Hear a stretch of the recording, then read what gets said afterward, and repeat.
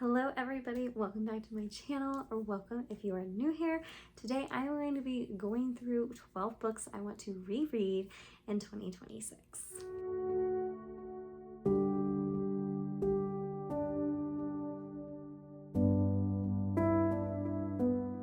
Alright guys, so this is a list that I have compiled of 12 books on my shelves that I want to reread in the next year in 2026.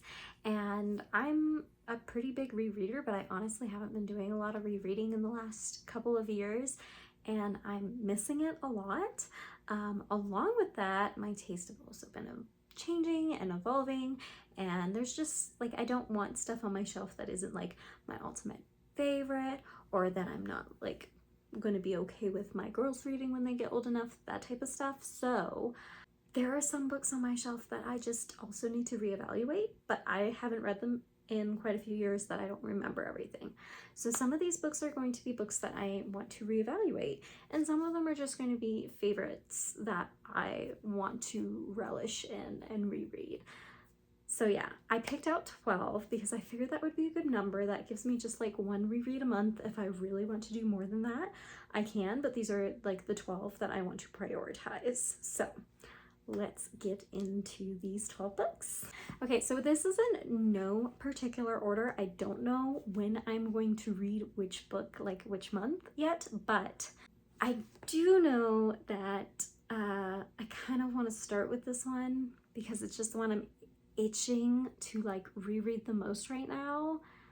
And January is my birthday month, so you know, I'm gonna go with what my heart wants.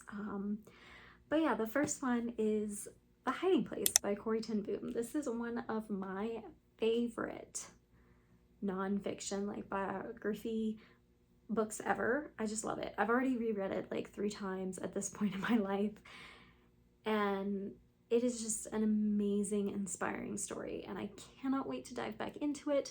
I know I'm gonna need it in the month of January with my husband playing, so I'm very, very excited to hop into this in January. But from here on out, I don't actually know if these are going to be in what month. So this will be January, but everything else could be whenever I just am in the mood. All right, next is Stealing Home by Cheryl Woods. This is the first in the Sweet Magnolias series by her, and I honestly have given the rest of these books away because there just became more and more like spice that I had to skip over. I remembered this first one not having that in it though, like I could not remember any of it until the second one, but I did read the first one a little bit before I was able to pick up the second one. So this has been on my favorite shelf, but I need to reevaluate it. If it has spice, then it's probably not going to stay on the shelves, even if I like this one, you know, but we'll see. If it doesn't, and I was right, like my memory serves me well, and it actually doesn't have anything in it, then I'll just keep the first one in the series. I enjoyed it outside of that, and I like the Netflix series, so this is what I'm reevaluating this year because it's been a couple of years, and I need to see, should this stay or should it go?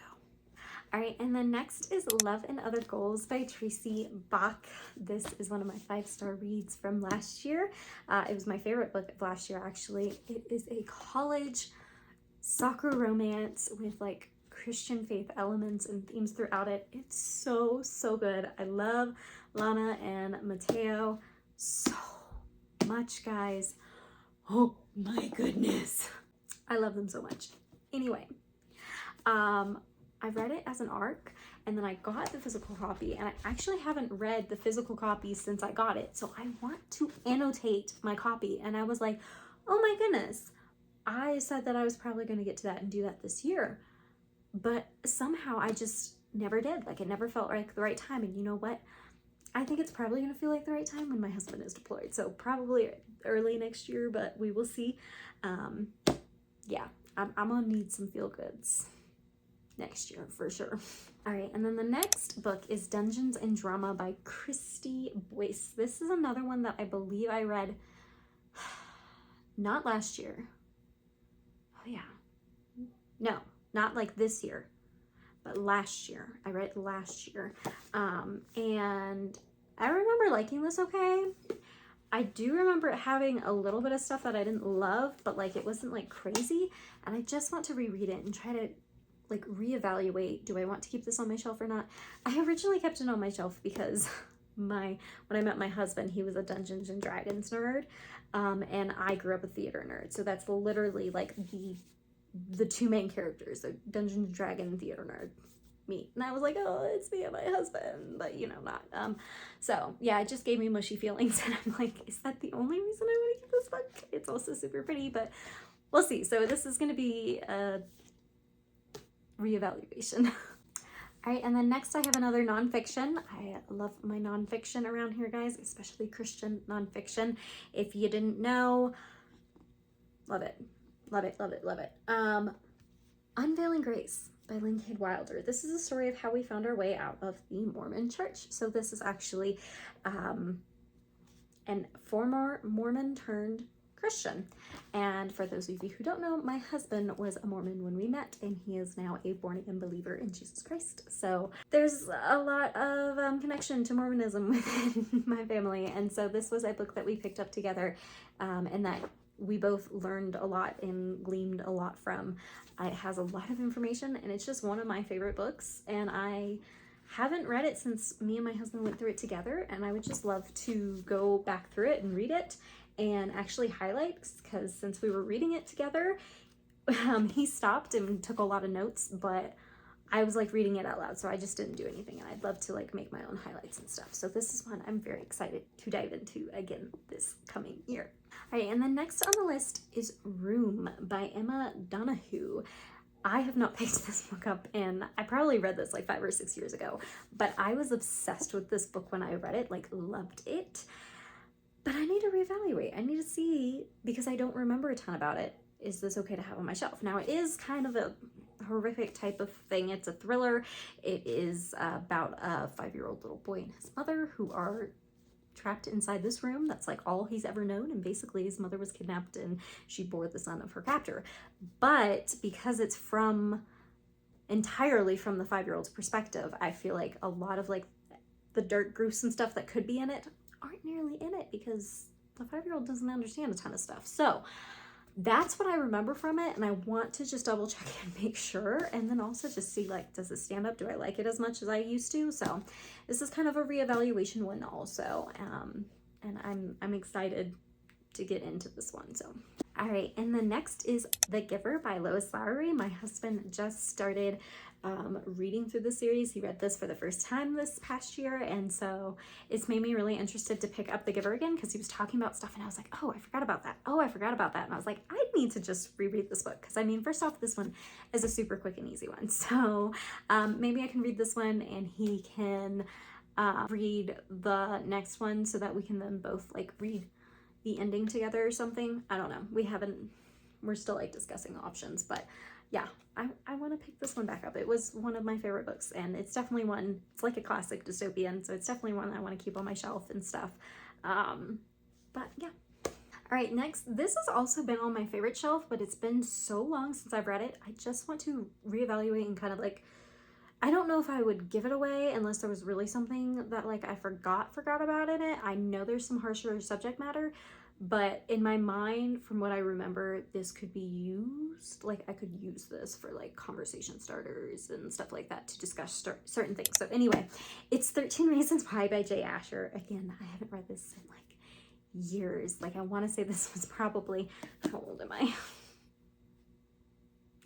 This was probably like 8 years ago that I read this or something like that. Like, ooh, it's been a while, but I read this in like a day and I was obsessed with it. And I apparently highlighted in it too. Oh wow, goodness. But yeah, I just want to reevaluate, kind of see. And it's like one of those ones that I was like, oh my gosh, this used to be like one of my favorites for a while. And I haven't read it in so long and I don't remember so much about it, but I know it's a quick and easy book. So why not pick it up this year? All right, next is Better Than the Movies by Lynn Painter. This is another feel-good romance. It's one of my favorites. And guys, like I said, I'm just gonna need some feel-good books. So like, I feel like revisiting an old favorite like this would be perfect. I did think about doing the cheat sheet, but I was like, I have reread the cheat sheet at least 2 or 3 times at this point, and I haven't actually reread Better Than the Movie, so I was like, wait a minute, I've been wanting to reread this one. I'm gonna go with this one. I do not necessarily recommend Lynn Painter now. I have only read this one. I have one other on my shelf of her older ones, but I tried to read one of her newer ones, and oh my goodness, the language was vile. So I don't necessarily recommend what she's writing now because she seems to be getting very vile and grotesque, but this was adorable and sweet. And like there was a few little things for like typical secular like high school stuff, partying and stuff, but like nothing too bad or anything like that. So I'm excited to reread this one. All right. On that note, this is another one I have to reevaluate because I don't remember so much of it, but I do remember absolutely loving and being obsessed with this book. It is the first in a series of like an Alice in Wonderland reimagining, retelling type of thing called Splinter, and I loved this. A friend got me this entire series actually. I was obsessed, but I need to make sure that there's no content that I'm like completely forgetting about, or I don't read it and be like, oh, I hate this now. So I'm gonna read the first book and kind of see where I'm at. And I mean, if I really enjoy it and there's not like that much content, then I might just continue on with, where is it? The other 2 are right here. That's the 3rd one. 2nd, 3rd. I might continue on with the series if, oh my gosh. I know how to hold books, guys. If it's too late for this. I don't sleep enough. There's baby crying all the time. If I don't know what I said. If I like this one and there's not a bunch of content, I might continue on to see like, does any content pop up? But yeah, so we'll see. But I'm excited about this one. This is like, I guess you would call it a fantasy. Yeah, so yeah, I'm gonna put these back now. All right, and then the next one I have is Dear John by Nicholas Sparks, and this is a fancy smashy student guide one that has a bunch of like learning questionnaire things in it. But I have realized in the past like year or 2 that I'm not loving Nicholas Sparks as much as I used to. He's got a lot of infidelity and awfulness and just like not a good example of what actual like love is at all in a lot of his books. Now, one of my all-time favorite books by him, A Walk to Remember, I still love. It's on my favorite shelf. Definitely one of his better ones. But on just my normal red shelf, I have a few, and I took off some and I was like, oh, I don't want this one. I don't want this one. But this one in particular, I was like, I don't even remember reading this one. So I feel like I need to at least try to reread it to see like, is this okay? Do I want it on my shelf? Etc. etc. So yeah, we're gonna reread this one this year. And then last but not least, I wanted to pick a classic that I wanted to reread. And guys, there's so many classics I want to reread, like so many. And I was going back and forth. I was like, oh, I want to reread Anne, and I do, but I'm still currently going through the series. And so I don't want to like reread the first one because then I feel like I'd have to reread the 2nd and then the 3rd one. And I'm going on to the 4th one this year. So we're just gonna hold on that. And then I also want to reread Little Women because I always want to reread Little Women, but that's a huge book, and I was like, I really want to make sure that I can read at least one every year because I'm like just so anyway, I picked a smaller book, one that I haven't read in a really long time but that I loved as a child growing up, and that is Heidi. I have not ever read this newer fancy edition that my husband got me, so I'm really excited about that. It's got little golden edges. But yeah, this is by Joanna Spyri, by the way. It's, look at that. Do you see how beautiful that is? Oh my gosh. Oh my gosh. I feel like I'm going to be crying while reading this book because it's just so beautiful. It's got, I know I'm being overly dramatic. That's what you get when you have a theater kid who does booktube, okay? It's got little pictures. That is so cute. And then it's got this other type of picture. So it's got like these colored pictures too. I love this. My old copy, ugh, I really love my old copy though, I think, but The cover of it was gorgeous. It really, really was, like, absolutely stunning. But it was old copy. It had been tearing apart when my mother gave it to me. I basically found it on one of her old shelves. She was like, sure, you can, you know, have it or whatnot, and read it when I was a little girl. So that's what I did. I scoured my parents' shelves all the time, and I'm like, ugh, if my kids are anything like me, they're gonna go scouring the shelves to read stuff because they've already read all the stuff for school and they want something else. Something older and more mature. Gosh, I can't get over how pretty that is. So anyway, and then it has a little, it's got a little, if I can get it, it's got like a little ribbon that you can use to hold your place, which I think is so cool. Oh, look how gorgeous. Okay, so I am so excited to reread Heidi. Beautiful, beautiful classic in this absolutely adorable edition. I don't even know what these editions are called. This was at Barnes & Noble's, I believe. So those are the 12 books that I want to reread in 2026. Yeah, I'm excited. I am like so glad I'm doing this because I'm pretty sure last year I only like reread 1 or 2 books. I mean, yeah, if you noticed, Jurassic Park is not on this list. If you know me, I almost always reread Jurassic Park in October, and I might do that again. I just didn't put it on this list because I have reread it like the past 2 or 3 years. So if I feel the urge come that season, I will absolutely add an extra and reread Jurassic Park. But as of right now, I wanted to focus on others that I haven't reread as much. So yeah.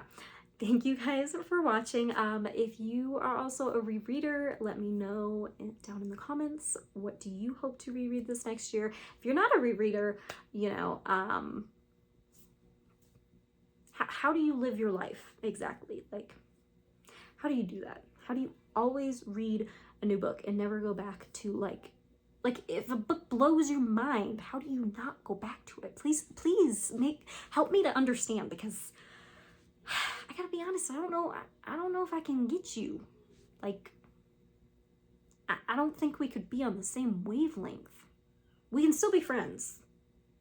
So like and comment and subscribe down below. But okay, that was dorky. All right, I'll see you guys in the next one if you stick around. But yeah, thanks guys. Bye.